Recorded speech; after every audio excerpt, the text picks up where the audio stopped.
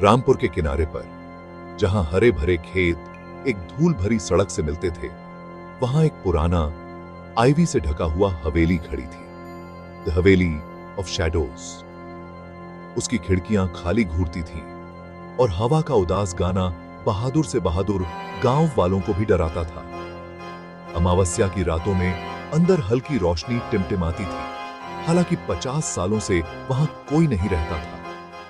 गांव वाले जल्दी से गुजर जाते थे, बच्चों को उस आत्मा के बारे में चेतावनी देते थे जो उसकी गैलरियों में भटकती रहती थी, कुछ खोई हुई चीज की तलाश में। हवेली की खामोशी उसकी सबसे डरावनी खासियत थी, एक त्रासदी का स्मारक, किसी के उसके रहस्य को उजागर करने का इंतजार कर रहा था। उसकी कहानी गांव पर एक साए की तरह थी, जो केवल सबसे साहसी लोगों को सुनने की हिम्मत देती थी। आरव और सिया, भाई बहन जो रहस्यों की ओर खींचे चले आते थे, हवेली के खिंचाव का विरोध नहीं कर सके। एक दोपहर वे जंग लगे दरवाजों के पास पहुंचे, लेकिन राम सिंह बूढ़े चौकीदार ने उन्हें रोक लिया। राम सिंह, कहां जा रहे हो बच्चों? इस जगह में एक बड़ा दुख छिपा है, यह खाली नहीं है। उन्होंने उन्हें अनाया के बारे में बताया, एक खुशमिजाज लड़की जो गायब हो गई थी। उसकी आत्मा हवेली में भटकती रहती थी, अपनी खोई हुई गुड़िया की तलाश में। राम सिंह, कभी कभी सबसे ऊंची खिड़की में एक रोशनी टिमटिमाती है, वह वही है, इंतजार कर रही है, अंदर मत जाना। चेतावनी साफ थी, लेकिन इस कहानी ने आरव और सिया के इरादों को और मजबूत कर दिया। बूढ़े आदमी की कहानी एक चेतावनी थी, लेकिन आरव और सिया के लिए यह एक निमंत्रण था। उन्होंने अंदर न जाने का वादा किया, लेकिन जिज्ञासा डर से कहीं ज्यादा तेज जल रही थी। जैसे ही शाम हुई, उनकी योजना तय हो गई। साहसिक कार्य शुरू होने वाला था। जैसे ही सूरज डूबा, आरव और सिया हवेली के चारों ओर घूमे। उन्हें ढहती हुई दीवार में एक गैप मिला। वे उसमें से फिसलकर अंदर चले गए। हवेली के बड़े साए के नीचे एक जंगली झाड़ियों से भरे बगीचे में दाखिल हुए। एक सड़े हुए साइड डोर पर आरव ने उसे खोला। एक ठंडी सीलन भरी हवा ने उनका स्वागत किया। अंदर जैसे ही दरवाजा बंद हुआ, अंधेरे ने उन्हें निगल लिया। क्या तुझे सक्रीबो उससे फाता सा? क्या तुम्हें इस पर यकीन है? आरवे, हमें सच जानना होगा। उनकी टॉर्च की रोशनी ने अंधेरे को काटा, क्योंकि वे आगे बढ़ते रहे। घर जीवित महसूस हो रहा था, उसकी खामोशी उन पर दबाव डाल रही थी। बाहर निकलने का एकमात्र रास्ता और अंदर जाना था। अंदर धूल और जाले बड़े हॉल में फैले हुए थे। दीवार पर लगे पोर्ट्रेट्स उन्हें देख रहे थे। हर कदम की गूंज सुनाई देती थी, हर परछाई हिलती हुई लगती थी। फिर एक हल्की गुनगुनाहट, एक लड़की का उदास गाना हवा में तैरने लगा। सिया, क्या तुमने वह सुना? आरव ने सिर हिलाया। डर और अचरज एक साथ मिल गए थे। वे उस आवाज का पीछा करते हुए सड़े हुए कमरों से गुजरे, एक मेज के पास से गुजरे जो उन मेहमानों के लिए लगाई गई थी जो कभी वापस नहीं आएंगे। एक सफेद चमक एक गलियारे में गायब हो गई। गुनगुनाहट तेज होती गई, उन्हें बड़ी सीढ़ियों तक ले गई। हवा ठंडी हो गई, चमेली की खुशबू तेज हो गई। वे चढ़ते गए, आत्मा के बुलावे से खींचे चले गए। वे अब सिर्फ खोजकर्ता नहीं थे, वे हवेली की कहानी का हिस्सा थे। सीढ़ियों के ऊपर उनके सामने एक लंबा गलियारा फैला हुआ था। दरवाजे कसकर बंद थे। अचानक सबसे आखिर का दरवाजा चरमराकर खुला, जिससे ठंडी चांदी जैसी रोशनी अंदर आई। आरव और सिया ने एक दूसरे की ओर देखा। यह वही पल था।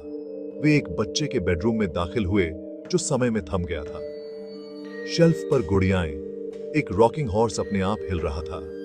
उदासी दम घोंट रही थी। फिर अनाया की भूतिया आकृति खिड़की के पास दिखाई दी। उसकी नजरें दूर थीं। उसने बिस्तर के पास एक ढीले फर्श के तख्ते की ओर इशारा किया और फिर गायब हो गई। संदेश साफ था, सच का एक सुराग। भाई बहन पास पहुंचे, उनके दिल जोर से धड़क रहे थे। रहस्य उनके कदमों के नीचे इंतजार कर रहा था। आरव ने फर्श के तख्ते को उखाड़ दिया, जिससे एक छिपा हुआ रास्ता नजर आया। वे फिसलन भरी पत्थर की सीढ़ियों से एक पिच ब्लैक तहखाने में उतरे। बीच में एक छोटा पुराना खिलौना बॉक्स मिट्टी में दबा हुआ था। कांपते हाथों से उन्होंने उसे निकाला और ढक्कन खोला। अंदर एक नीली ड्रेस में एक टूटी हुई चीनी मिट्टी की गुड़िया और एक पुराना चांदी का लॉकेट। सिया ने लॉकेट खोला। अंदर अनाया और एक ठंडी आंखों वाले आदमी के चित्र थे। टुकड़े अपनी जगह पर आ गए।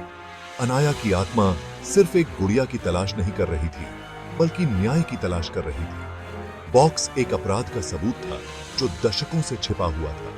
हवा ठंडी होती गई। सच करीब था। आत्मा उन्हें यहां किसी वजह से लाई थी। हवेली का सबसे बड़ा रहस्य खुलने वाला था। भाई बहन ने आगे जो होने वाला था उसके लिए खुद को तैयार किया। एक बर्फीली हवा ने उनकी रोशनी बुझा दी।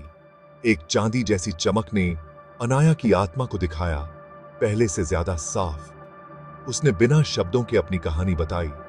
ठंडी आंखों वाला आदमी, एक लालची रिश्तेदार उसकी मां से चोरी करने की कोशिश कर रहा था।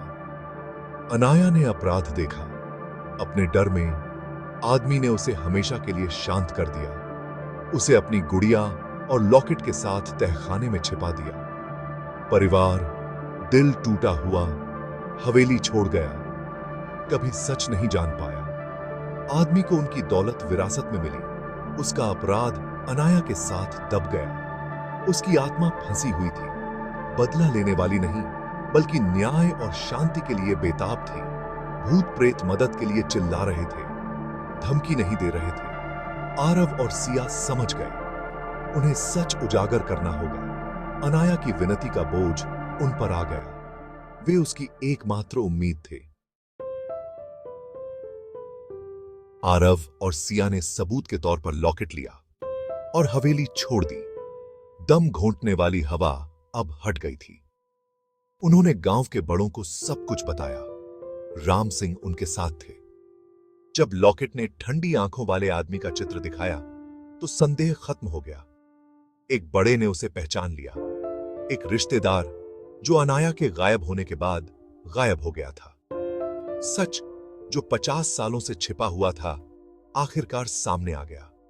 गांव ने अनाया का शोक मनाया, उसकी याद में एक समारोह आयोजित किया और उसकी आत्मा को शांति दी।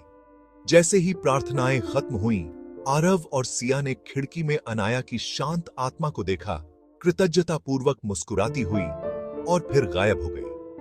हवेली का श्राप टूट गया था, फुसफुसाहट बंद हो गई।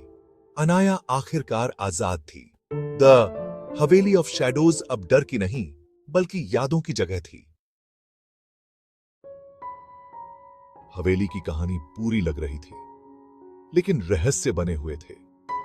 हफ्तों बाद आरव को पुराने खिलौना बॉक्स में एक छिपी हुई डायरी मिली। यह अनाया की मां की थी, जिसमें एक पौराणिक पारिवारिक खजाने द स्टार ऑफ रामपुर का वर्णन था। उसने लिखा था कि उसे डर था कि ठंडी आंखों वाले आदमी को इसके अस्तित्व के बारे में पता था और उसने इसे वहां छिपा दिया था जहां केवल अनाया ही इसे ढूंढ सकती थी। डायरी में एक और रहस्य का संकेत था जिसे अनाया ने कभी नहीं बताया। क्या खजाना अभी भी हवेली के शांत गलियारों में छिपा हुआ था? हवेली अब भूतों का घर नहीं थी, लेकिन उसके रहस्य पूरी तरह से खत्म नहीं हुए थे। आरव और सिया को एहसास हुआ कि उनका रोमांच खत्म नहीं हुआ था। एक नई कहानी अभी शुरू हो रही थी।